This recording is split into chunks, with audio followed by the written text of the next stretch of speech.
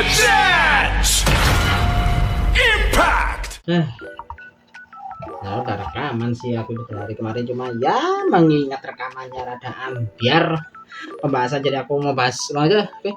Bismillahirrahmanirrahim. Assalamualaikum warahmatullahi wabarakatuh. Kembali lagi di channel Perasaan di Survivor 2. Ya, karena episode-nya terlalu santai dan aku hampir lupa gimana caranya bikin bahasanya agak santai setelah beberapa episode cukup tegang ya.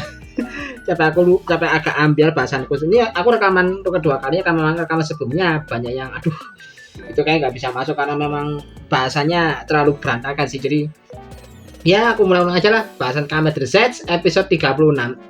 Dan ya memang sesuai dugaan ya, perihal siapa yang menyelamatkan si Baku itu memang ternyata benar adalah si Odaka. Ya sebenarnya ada Nemo juga sih yang itu juga nyoba menghalangi biar si Baku gak ditembak sama si Tri, meskipun ya aku mikir juga ngapain Nemo kayak gitu, jadi bukannya bikin Tri itu nggak jadi nembak, malah makin pengen ditembak jadi tuh. Ini memang adegannya tidak terlalu penting buat ditambahin sih, cuma mungkin buat bikin momen dramatis aja, jadi kayak dipaksa buat ditambah aja kesannya. Tapi ya udah sih, kayak di sini bagus disampaikan sama Odaka yang akhirnya muncul kan di sini, dan langsung dengan kemampuan Lucidrinya kan akhirnya si Odaka membuat Baku dan juga Nemo bisa kabur ke tempat lain, sementara dia akhirnya melakukan pertarungan adu tembak dengan si Tri sama si Five juga sih, yang juga ikut nyerang si Odaka di sini.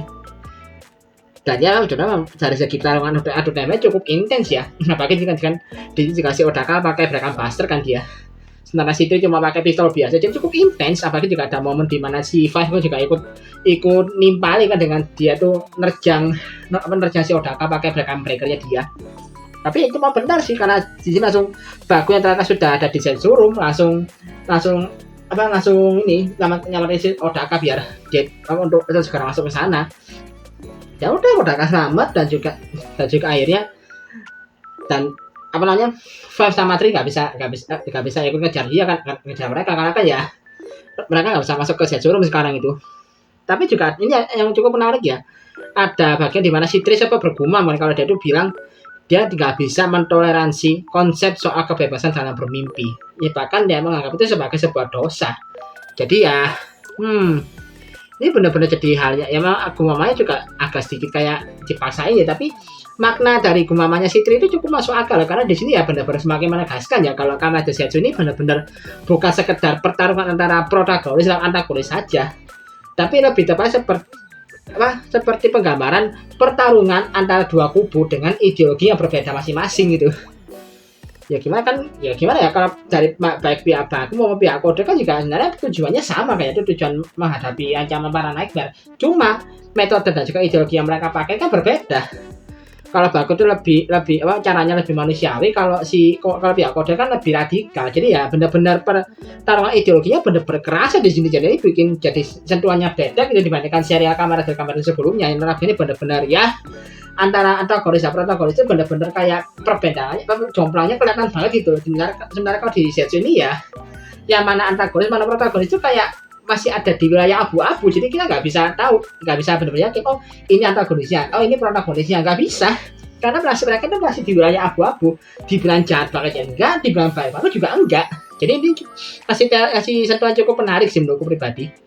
Dan ya singkatnya sih, setelah Baku berhasil nyalakan Odaka ya dia langsung nggak pakai basa-basi kan, dia tanya ke Odaka soal soal kodosomnya itu apa sebenarnya, dan ya mengingat si Odaka memang sumber doxlinya, jadi ya udah sama Odaka langsung dijelasin, yaitu kalau kodosomnya itu ada sebuah sistem yang menyatukan mimpi, ingatan, dan bahkan panca indera setiap orang ke dalam satu kesatuan untuk kemudian dimanipulasi sesuai kehendak dari orang yang mengaktifkan kodosomnya tersebut.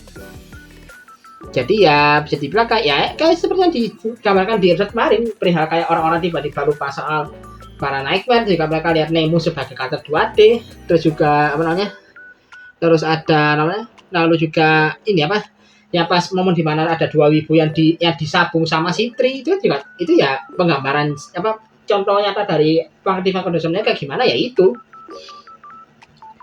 yang benar-benar jadi kayak bisa dibilang kebebasan orang dalam bermimpi akhirnya benar-benar dikekang. Jadi mereka nggak bisa bebas bermimpi lagi karena mimpinya mereka udah dikendaliin sama kodosomia. Ini yang sampai bikin Baku itu dianggap sebagai skenario mimpi buruk yang mengerikan ya, karena orang-orang itu nggak bisa bebas bermimpi lagi gitu.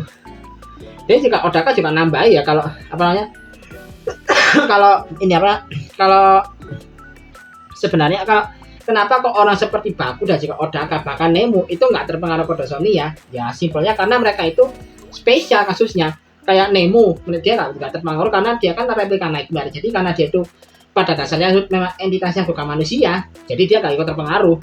Sementara kalau Odaka sama Baku case-nya mereka nggak ikut terpengaruh karena satu hal, mereka sudah menjalani proses dream learning. Karena hal itu maka akhirnya bisa dibilang kebal sama Kodosonia. Ini juga sejalan juga sama rencananya Sitri ya, tapi kan setelah Kodosonia diaktifkan kan dia berencana memusnahkan siapapun yang kebal sama Kodosonia tapi berada di pihak oposisinya Kode. Ya maksudnya ya Baku sama Odaka.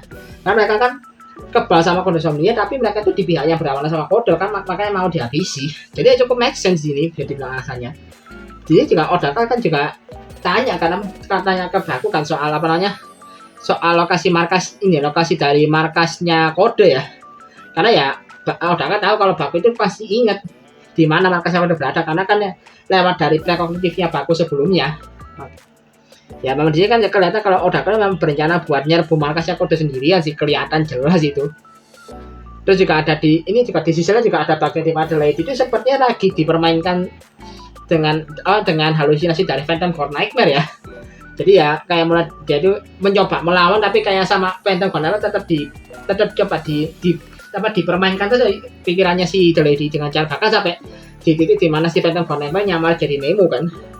Jadi ini benar-benar kayak dijebak dalam halusinasi gitu lah si Adelaide. Jadi ini kayak ya ini semacam konsekuensi yang dihadapi sama dia setelah meminjam kekuatannya Phantom Core Nightmare langsung di episode sebelumnya itu yang pas dia pakai Phantom Capsen. Jadi konsekuensinya kan itu kan, yaitu membuat Lady itu berada di dalam kondisi seperti setengah bermimpi. Ya ini maksudnya. Aku kemarin gak kurang jelasin itu ya. Tapi itu kayak konsekuensinya Lady yaitu dia bakal terjebak dalam kondisi setengah bermimpi. Jadi kayak dibilang tidur yang enggak, dibilang mimpi, dibilang bangun juga enggak gitu loh. Jadi kayak ya dibuat berhalusinasi lah ya sama Phantom Core Nightmare si Lady ini. Terus juga di sisi lain balik ke Baku ya, Baku juga kan menjelaskan kondisi situasinya kayak gimana kan, perihal juga termasuk ini soal Nemu yang ternyata eksistensinya itu berubah jadi kata 2D di mata orang-orang yang terkena Kodosonia. Ya ini juga bikin Nemu juga agak sedih ya karena ternyata orang-orang nggak kenal sama dirinya sama sekali karena ingatan mereka udah dimanipulasi sama sejak diaktifkannya Kodosonia. Itu juga bikin mereka juga memikirkan kalau ini benar-benar mimpi yang benar-benar mimpi buruk yang sangat mengerikan ya. Nah ini yang momennya cukup membagongkan ya. Pas mereka lagi mikirkan soal ini, lagi merenung ya, tiba-tiba nggak pakai basa-basi, Sik tiba-tiba muncul. Dan posisi dia udah duduk di mejanya Zero di Zetsurum dengan santai bilang, kalian manggil aku ya. Simpel itu langsung bikin si Baku sama Nemo kaget dong. Kok bisa tiba-tiba Sik muncul lagi di sini? Dan Sik ya simpel jawab kayak apa? Pada saat kalian memikirkan soal mimpi buruk, kalian pasti terlintas sedikit soal diriku kan. Jadi ya simpelnya itu ternyata jawabannya. Kenapa kok Sik bisa muncul lagi di episode ini? Ya karena Baku sama Nemu sejenak doang itu kepikiran soal si Sik. Jadi makanya Sik itu akhirnya bisa termanifestasi lagi di sini. Meskipun ya itu masih di dalam mimpi, termanifestasinya masih di dalam mimpi. Jadi apa yang bisa dibilang kayak semacam aku lupa nama istilahnya apa sih ini kayak ini ya kan ada kan kondisi di mana orang itu kayak bermimpi bertemu seseorang di dalam mimpi, entah itu orang yang sudah lama gak ketemu atau mungkin orang yang sudah meninggal. Kita kan pasti pernah kan mimpi ketemu sama orang tertentu di dalam mimpi.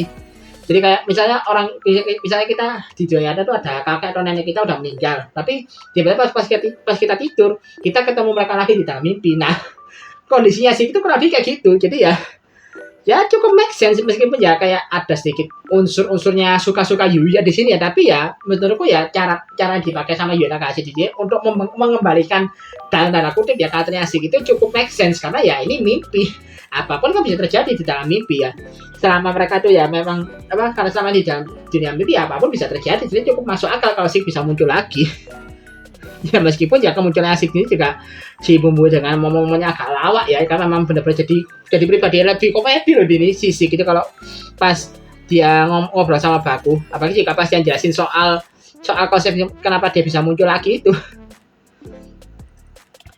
Terus juga jadi kan juga akhirnya Baku kan juga sempat tanya kan ke Sik itu soal kodosomnya kayak gimana. Bahkan juga Sik kan juga ada produk dari kodosomnya itu sendiri kan, lebih tepatnya ini bagian dari kelinci percobaan penciptaan kodosomnia itu kan ya Sik itu kan sebenarnya kan hasil dari kodosomnia itu sendiri kan, ya meskipun ya masih belum jelas sih maksudnya kayak gimana gitu. Tapi kalau nyoba dijabar ya sepertinya nih ada teori soal reverse engineering ya kayaknya dari kodosomnia ini, kayak ini metode yang semacam metode untuk membedah atau meneliti suatu mekanisme tertentu yang kemudian bakal diteliti ulang lagi untuk kemudian bisa diduplikasi menjadi hal baru. Dalam hal ini mungkin yang diduplikasi ya kemungkinan ya yang diduplikasi itu mungkin adalah kemampuan lucid dreamnya Sik, yang notabene kan memang dia kemampuan lucid dreamnya benar-benar udah benar-benar di titik tertinggi kan, sampai dia benar-benar bisa mempengaruhi dunia nyata bahkan tanpa dia itu menjalani cerebralnya sama sekali. Jadi karena hal itu makanya kemampuannya ini coba diteliti sama diduplikasi sama pihak kode, dan hasil duplikasinya itu kemungkinan besar adalah kodosomnia itu sendiri.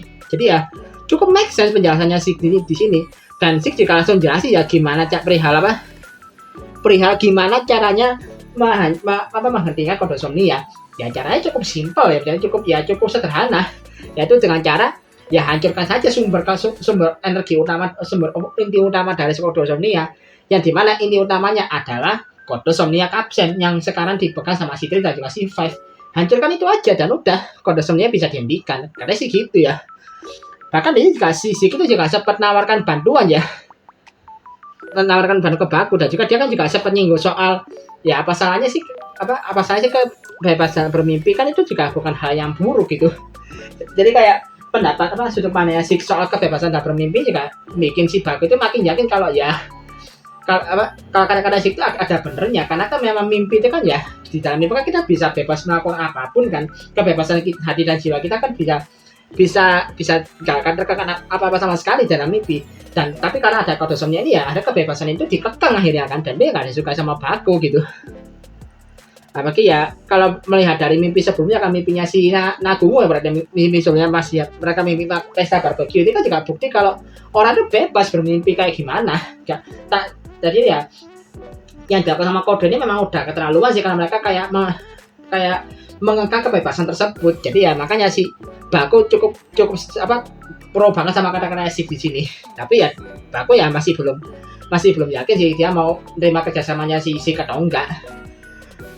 Dan karena hal ini juga ya, apalagi jika Nemo sama Baku kan juga merasa kalau sebenarnya mereka masih benar-benar butuh bantuannya Sik sama sekali.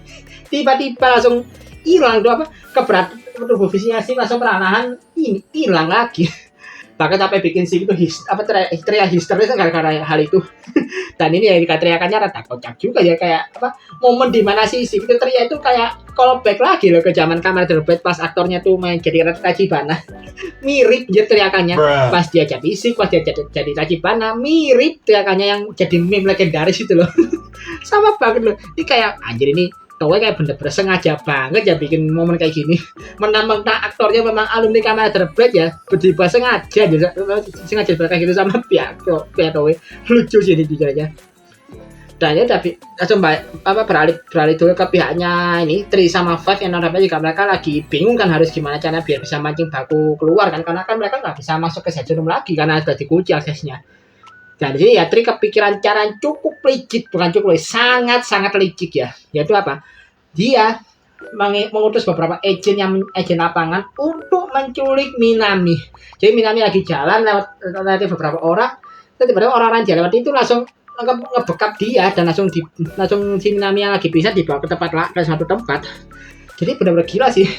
Dia langsung dibawa ke tempatnya, dimasukkan ke penjara sama kayak ke penjara yang tempatnya Komando Zero ditahan. Jadi ya mereka benar-benar serius ngincar Baku sih, bahkan sampai gasek-gasekan mengincar orang-orang terdekatnya Baku. Dan dia nggak pakai bahasa basi, langsung dia kan telepon kan ke si Baku dan bilang kalau kami sudah menahan Seventeen. Kalau kamu nggak mau Seventeen kenapa-napa, segera datang ke sini. Jadi benar-benar diancam ini sama si Tri, si Baku di sini. Baku ya marah kan sih kan, tapi ya gak pakai, tapi ya Tri masa bodoh langsung dimatikan kode phone-nya dia. Jadi bener-bener ini kampret sih, bener-bener tai banget sih kelakuannya si Tri ini. Jadi kayak dia benar-benar melakukan apa yang sudah di warning sama Zero sebelumnya ke Baku, yaitu soal kode yang nggak akan segan mengincar orang-orang terdekatnya Baku, dan kali yang diincar sama Minami itu bikin si Baku ya marah besar di sini sih, dan ada mereka langsung pergi ke tempat kasih kode. Meskipun dia tahu itu dipakai, tapi karena dia tuh memang ini udah nyangkut soal keluarganya sendiri, ya dia nggak akan tinggal diam di sini. Terus kan sisi aku kan akhirnya Minami ketemu sama Zero kan, dan dia ternyata masih kenal sama Zero sebagai komandan kode, bahkan dia manggilnya kan komandan Zero kan di sini. Terus juga Zero juga lihat kalau Minami sebenarnya udah lupa segalanya soal Setsu maupun soal Nightmare. Ya dimaklum ya, Zero memaklumi hal itu sih, karena kan ya Minami juga satu orang yang kena dampaknya kodosomnia kan.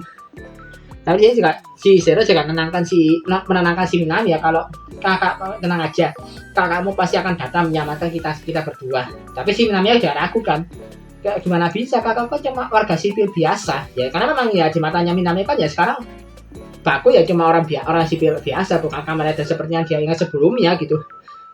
Tapi si Zero juga nambahin, meskipun dia cuma orang biasa, dia pasti nggak akan tinggal diam dengan melihat orang terdekatnya dalam bahaya.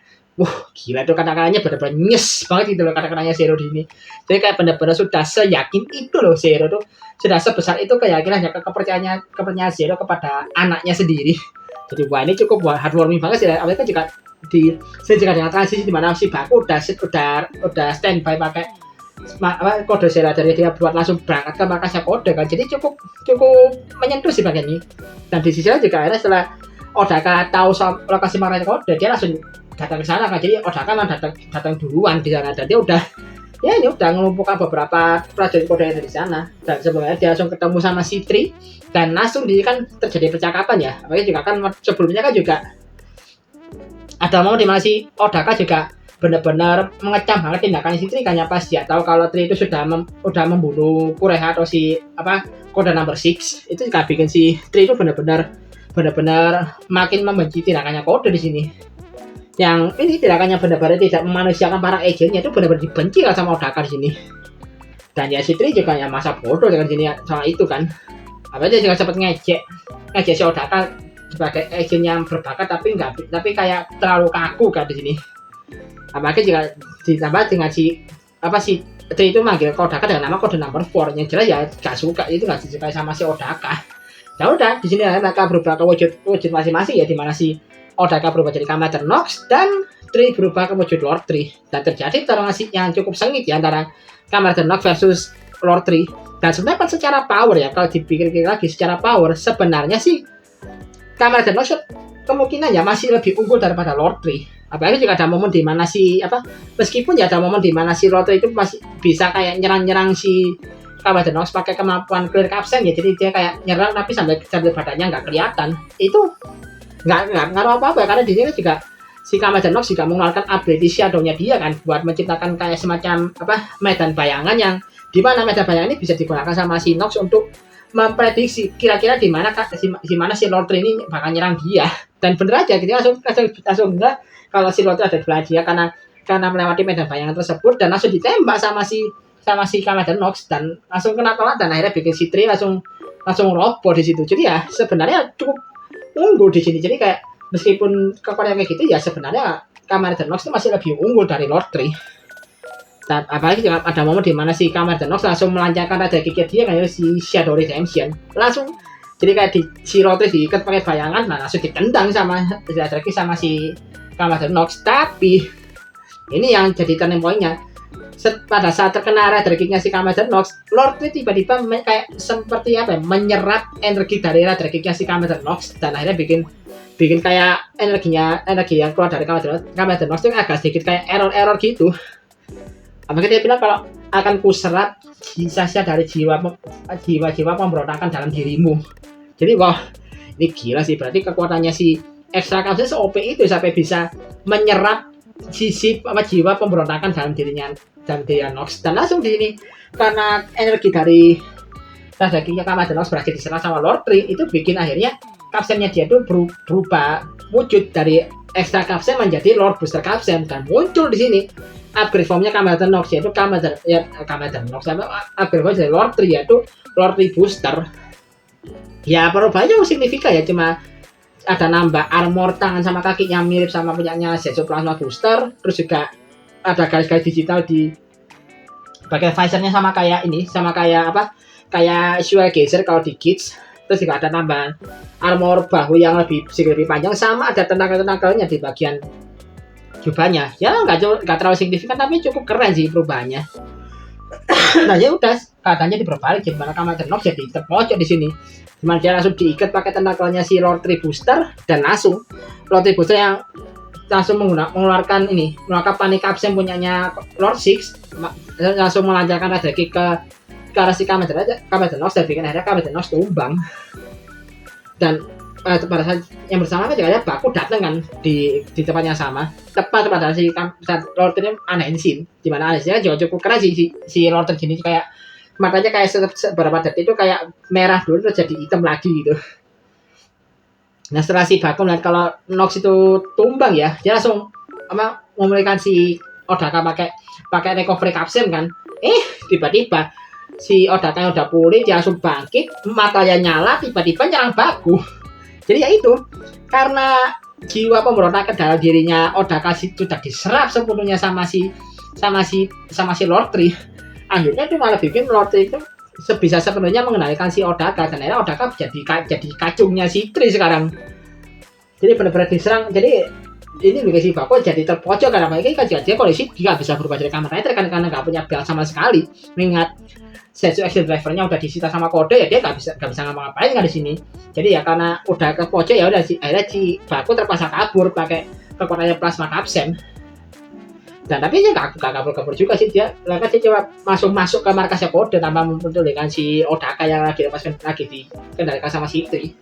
Dan dia langsung di sini berhadapan sama beberapa prajurit Kode ya, dan mereka juga ya dari sama sekali di hadapannya Baku, apalagi juga Baku benar-benar keren di mana dia itu benar-benar memaksimalkan semua kapsen yang dia punya loh, mulai dari dia pakai gravity kapsen untuk memperlambat terjangan peluru yang menerjang dia. Terus juga dia pakai stream kapsen buat ngempaskan para prajurit Kode yang ada di depannya biar mereka itu roboh. Itu cukup keren sih, jadi benar-benar dimaksimalkan bahwa kemampuannya meskipun dia nggak bisa jadi Kamen Rider. Tapi ya dia langsung dihadang sama si Five kan, dan ya jadi momen ceramah no jutsu antara si Baku kepada si Five di sini. Perihal ini kayak perihal Five ini yang notabene kayak dia masih tetap menjalankan rencana Kode, meskipun dia tahu kalau yang dilakukan sama Kode itu rencananya ada rencana kotor gitu. Dan si Baku kan nanya apakah memang kamu itu nggak ya perihal kenapa aku masih tetap melakukan itu meskipun tahu itu caranya itu adalah cara yang salah gitu. Nah si Five bilang kalau dia nggak punya cara lain, karena ini adalah cara yang dia pikir adalah cara terbaik untuk menghormati rekan-rekannya dia udah gugur. Jadi ya rekan-rekan udah gugur maksudnya ya termasuk si ini Kureh atau kode number 6. Dan jika ya sebenarnya kan juga waktu Baku nyinggung soal Korea juga si Five itu juga sempat agak sedikit ke trigger di sini loh. Dan ya akhirnya pertarungan mereka itu akhirnya ditutup dengan Lord Five yang si Five nya juga meninju Baku dengan kekuatannya si shock captionnya dia, tapi berhasil ditahan sama si Baku yang juga mengaktifkan kekuatan dari impact captionnya dia. Dan langsung mudah di sini si Five langsung dibanting dan juga langsung dirubahnya disunduh sampai akhirnya si Five roboh kan. Jadi ya udah di situ kan ya Five nya berhasil dilumpuhin, terus juga si Baku juga berhasil memindai mengcopy kode retina dari matanya si Five, langsung ditinggal. Tapi juga kan si Baku juga cuma bilang kan kalau seperti itu baik semua orang yang ada di dunia ini, bahkan para Nightmare dan juga Kode akan aku lindungi. Ini juga kayak bikin si Five agak sedikit tertegun ya sama kata-kata si Baku. Jadi apakah ini juga jadi sinyal kalau Five bakal pindah ke kubunya Baku ya? Moga-moga aja iya ya, karena ya berkaca dari sebelumnya aja Kureha yang sudah ada di titik yang sama juga kan, pada akhirnya malah berakhir tewas di tangannya Tri kan. Jadi aku juga khawatir apa jangan si Five bakal berakhir dengan cara yang sama kayak si Korea ya. Moga-moga aja enggak sih ya. Aduh. Ya udah singkatnya di sini Baku akhirnya berhasil tiba ke tempat ke penjara tempat kode menyandra Minami sama Zero dan langsung dibebasin di mereka berdua. Ya meskipun pas Baku ketemu sama Zero juga kondisinya situasinya rada awkward ya di sini. Ya karena mereka memang masih agak sedikit masih tegang ya sebelumnya. Ya pasti ya waktu kejadian melawan Zetsu Iran itu loh, kan mereka masih ada tegang-tegangnya dikit kan, jadi ya tapi sini udah agak sedikit mereda lah ya. Mungkin setelah Baku itu membawa mereka berdua itu ke Zetsu Room, terus juga ada Minami itu juga ketemu sama Nemo kan, tapi ya kan seperti halnya orang yang kena kodosomnya pada umumnya, di matanya Minami itu Nemo yang kelihatan sebagai Nemurin alias kata 2D yang bergerak-gerak. Dan di sini juga akhirnya kan Baku bilang minta tolong ke Zero kalau buat melindungi Minami dan Zero setuju akan hal itu. Karena pada ini juga Baku akhirnya memutuskan untuk bertarung melawan kode secara penuh. Dan karena si Baku nggak punya belt sama sekali, Zero juga ikut nawarin bantuan. Dia bilang kalau perihal blueprint dari Zetsu Driver itu masih ada di dalam kepalaku. Jadi ya, dengan kata lain, Zero bakal jadi pihak yang akan menciptakan Zetsu Driver kedua untuk Baku nantinya. Kan memang dari sebelumnya kan memang bakal ada kemungkinan kembali kamar dari Zetsu Physical Impact kan. Ya, yang berarti ya ini ada ya berarti jawabannya kenapa Baku bisa punya Zetsu Driver lagi ya karena ini ayahnya yang buatin lagi kedua dia. Jadi belanja dibuatin sama ayahnya sendiri sekarang, benar-benar dibuatin langsung loh sama si Zero. Juga di sisi lain juga ada si Odaka yang juga akhirnya kembali ke outfitnya dia sebagai kode nomor 4. Dia langsung diberi misi sama si Tri untuk menghabisi Baku dengan cara apapun. Dan udah episode langsung bersambung di sini. Tapi di sini juga Polem Review juga ada hal yang menarik ya, karena di preview ini juga ini sepertinya episode ini juga bakal jadi episode awal untuk proses kemunculan final formnya Kamen Nox, yaitu Kamen Nox Midnight Shadow. Karena memang di preview juga seperti munculnya sekilas itu. Meskipun ya kemungkinan dia nggak muncul di episode 37 ya, masih nanti di episode 38 mungkin Kamen Nox Midnight Shadow baru muncul. Tapi kalau dari preview episode 37 ya yang aku nangkap sih ada beberapa ya, kayak misalnya itu kayak Zero, Minami dan juga Nemu bakal kerjasama untuk menciptakan Zetsu Driver kedua, dan ada sih juga ikut nimbrung di sini meskipun ya pas dan yang lucu pas dia sama di POV-nya Minami karena ya Six juga sama-sama jadi kata 2D ya mungkin karena karena si Six sendiri juga udah nyatu sama Nightmare, jadi dia sudah dianggap bukan manusia lagi ya, makanya juga akhirnya dia dianggap kata 2D juga di sini. Terus juga ada Odaka yang benar-benar menyerang orang terkait Baku, dan di sini Pak Fujimi yang diincar sama Odaka. Terus juga ada si Tri sama si Five yang mencoba kayak menghalangi rencananya si Zero buat menciptakan Zetsu Driver baru. Jadi kayak tubuh fisiknya Komanda Zero itu kayak kayak semacam dipasangi helm gitu, kayak helm tertentu, alat tertentu biar mereka tuh bisa menghalangi aksesnya Zero untuk bisa melanjutkan pengerjaan barunya Baku. Terus juga ada ini pertarungan antara Baku lawan Odaka, dan ini yang jadi momen di mana ini Baku bakal berubah lagi jadi Zetsu Physical Impact, karena ya dari posenya karena dia mau berubah jadi form itu.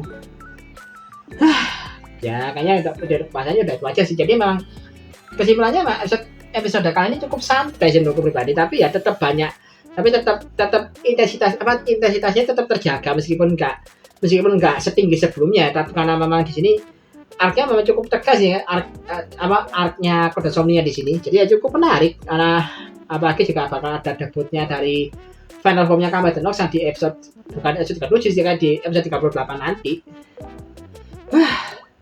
Jadi ya gitu aja bahasanya, aku juga bingung mau apa lagi nih. aduh aku memang benar-benar ini sampai aku rekaman kedua kalinya nih benar-benar agak capek juga sih aku. Dan aku juga kan kemarin bawa cari rilis cover song ya di channelku, cover song lagu Playback tapi yang TV version ya. Kalau misalnya kalian mau nonton jangan mau like juga nggak apa-apa, silakan. Tapi kalau nggak mau nonton juga nggak apa-apa sih, itu cuma cover song asal-asalan aja aku buat sih soalnya. Jadi oke lah, Sekian dulu video kali ini. Like dan share video ini. Subscribe juga channelku kalau suka mau ikut channel ini. Kalau ada makanan share mau nambahkan juga bisa tulis kolom komentar. Dan kalau makan dengan apa juga bisa klik link terakhir di kolom deskripsi di bawah. Akhir kata, assalamualaikum warahmatullahi wabarakatuh. Salam dari Pelaksana 4 1 2.